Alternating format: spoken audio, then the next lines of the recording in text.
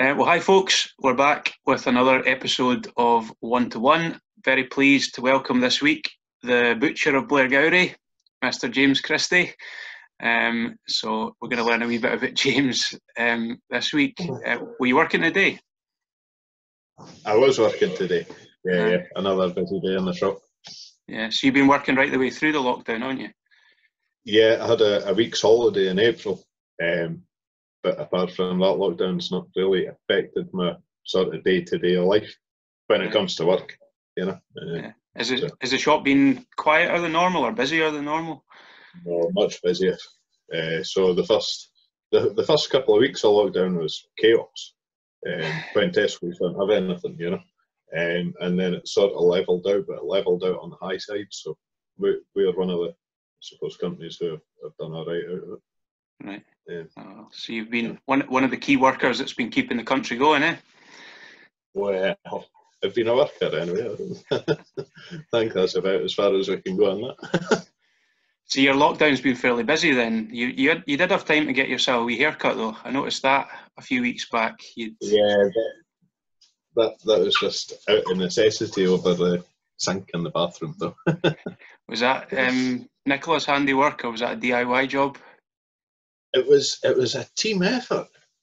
So I did some of it and then Nicola did the bits that I missed. Right.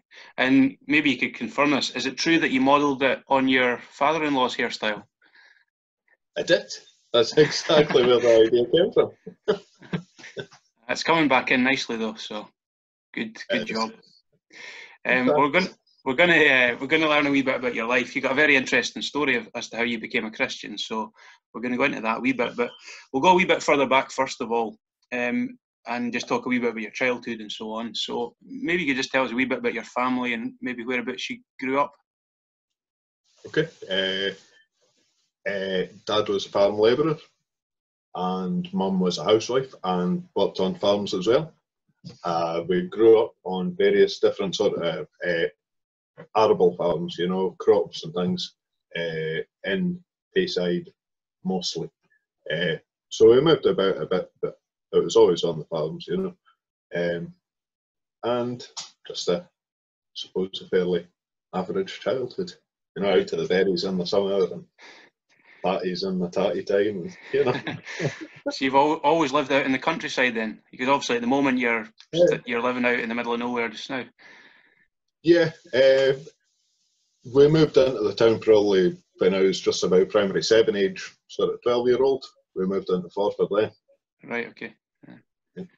And your childhood then, was there any sort of Christian input at that point? Any sort of Christians in the family or friends or anything like that? Not in the family. There was no real thought towards religion in the family. At school, my teacher was she was a minister's wife, and right. she brought teaching into the classroom about Jesus. Right. And do you remember what you thought about that at the time? I thought it was amazing. Because we went into school every day and we prayed before we started and we prayed when we finished. And then once we'd finished what would be classed as a normal curriculum, we'd get, you know, Bible books to study. And it fascinated me as a kid. Right. Yeah. I had a teacher like that when I moved to Perth as well. We used to get, I don't know if it was every day or once a week, she used to get us to stand up and say the Lord's Prayer, and she would tell us Bible stories as well. So it's amazing how God can use people in all these different circumstances to get his word across to folks. Absolutely, and to plant that seed at such an early age. I don't know if teachers would even be allowed to bring it up in a classroom. I wouldn't have thought so nowadays, but yeah, amazing opportunities folks probably had back then. Yeah. So we're speaking as if this was like 100 years ago or something. It's not that long ago that we were at school. No, not really, yeah. Aye. Well, how things change though, eh? Did you always dream of becoming a butcher? No, sort of fell into that. What did you kind of want to do when you were a kid then? I always wanted to be a soldier when I was a little boy.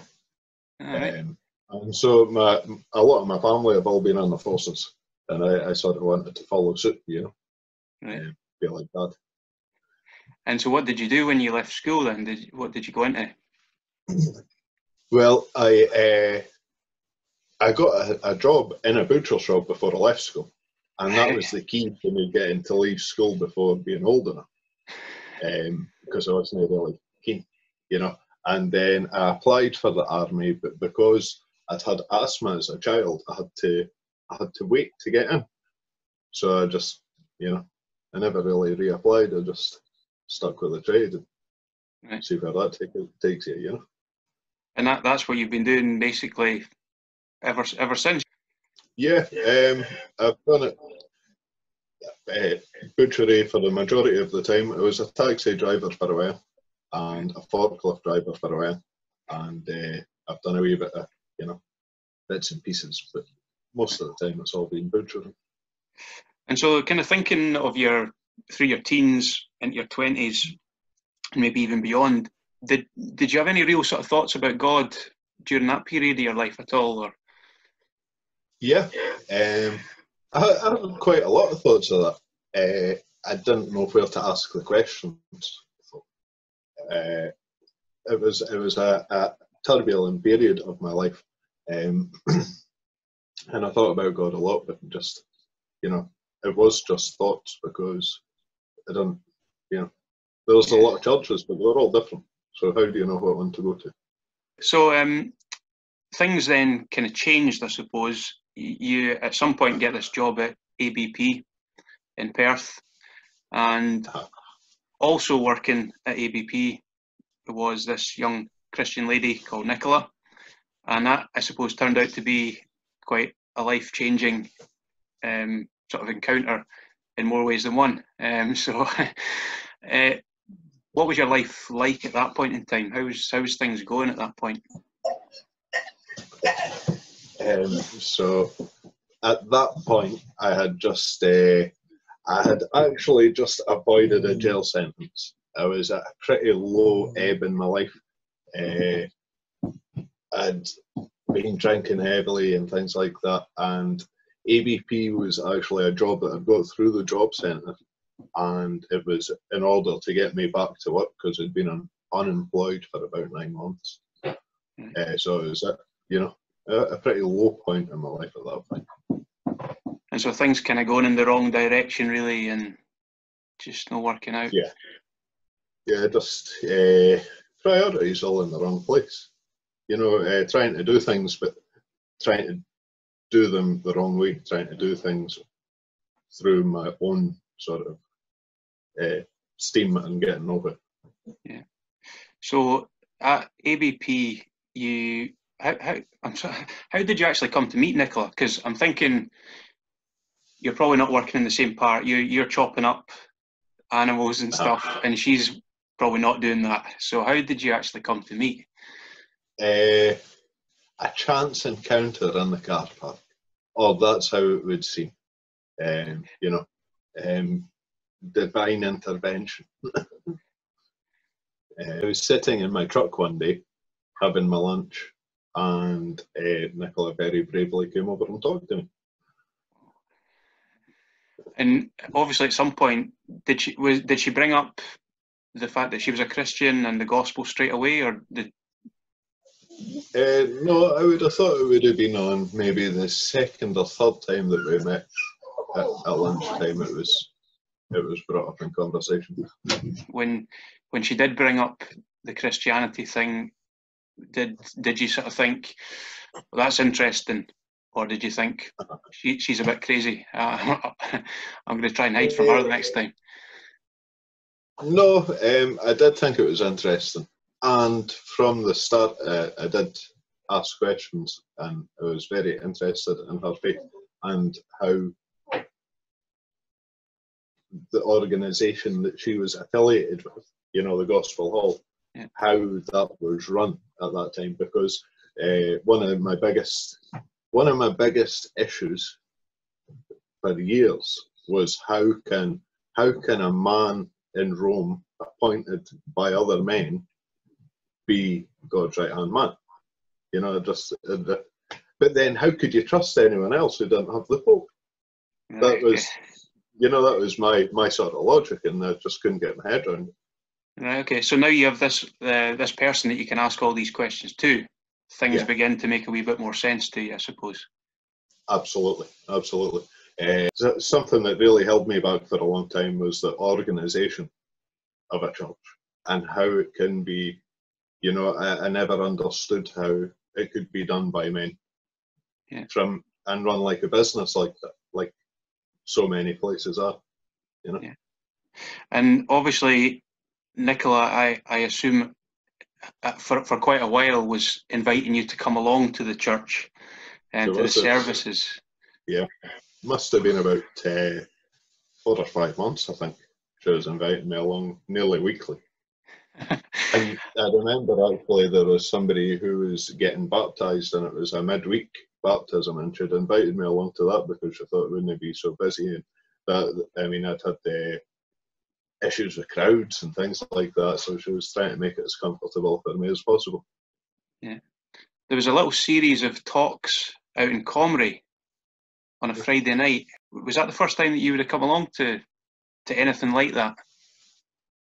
Yeah, that, and it was yourself that was speaking on what makes us Christian. There wasn't much else to write home about in terms of that series. There wasn't much happening, so that was like the highlight of it, the fact that you came along that final night.